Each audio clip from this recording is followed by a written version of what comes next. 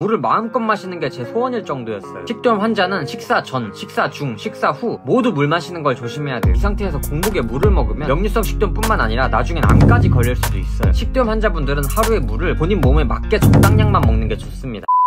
네, 안녕하세요. 오늘 영상도 아주 짧고 간결하게 역류성 식도염 완치 습관 중 하나를 말씀드리겠습니다. 그건 바로 물 먹는 방법입니다. 저는 누구냐면요, 현재 유튜브에서 역류성 식도염 전문 채널과 네이버에서 역류성 식도염 전문 블로그를 운영하고 있는 걷는 청년이라고 합니다. 저도 약 2년 전에 역류성 식도염으로 살이 15kg 정도 빠지고 또 역류성 후두염까지 걸려서 몇 달 동안 제대로 말도 못했었는데요. 뿐만 아니라 호흡곤란, 우울증, 가슴 통증, 목 이물감 같은 다양한 증상 때문에 정말 오랜 기간 고생을 했었습니다. 그래서 그때 당시에 완치 경험을 바탕으로 식도염을 꾸준히 공부해서 다양한 치료 방법 컨텐츠를 다루고 있죠. 근데 한창 그 식도염을 앓을 때 정말 고통스러웠던 것 중에 하나가 바로 물 마시기였어요. 사실 다른 사람들이 보기에 물 먹는 게 뭐 어려워? 이렇게 생각할 수도 있지만 역류성 식도염 환자에게는 물 먹는 방법도 굉장히 중요합니다. 왜냐? 저는 하루 중에 가장 불안했던 순간이 바로 물 먹는 순간일 정도로 물만 먹어도 체했었거든요. 진짜 별것도 아닌 물을 마음껏 마시는 게 제 소원일 정도였어요. 그럼 거두절미하고 물을 어떤 식으로 먹는 게 좋을지 4가지로 나눠서 얘기해보도록 하겠습니다. 물 먹는 방법 첫 번째, 물 먹는 시기. 물은 식사 전으로 어떻게 먹는 게 좋을까요? 식도염 환자는 식사 전, 식사 중, 식사 후 모두 물 마시는 걸 조심해야 돼요. 그 이유는 2가지가 있습니다. 첫 번째는 위산과 효소를 물이 희석시킬 수 있고, 두 번째는 물이 음식물 소화에 대한 집중력을 떨어뜨릴 수 있거든요. 이유가 2가지 전부 소화를 방해할 수 있다는 이유입니다. 소화가 안 되면 역류할 확률도 훨씬 높아지기 때문이에요. 먼저 식사 전에는 식사 30분 전에 먹는 게 좋고요. 물의 양은 식사 중에는 가급적이면 물을 먹지 마시고 국물도 가급적이면 드시면 안 됩니다. 마지막으로 식사 후에는 1시간 뒤에 물을 드셔주시는 게 좋고, 증상이 심하신 분들은 2시간 후에 드셔주시는 게 좋습니다. 참고로 공복일 때 물 먹는 것은 위장운동에 활력을 주기 때문에 아주 좋습니다. 물 먹는 방법 2번째,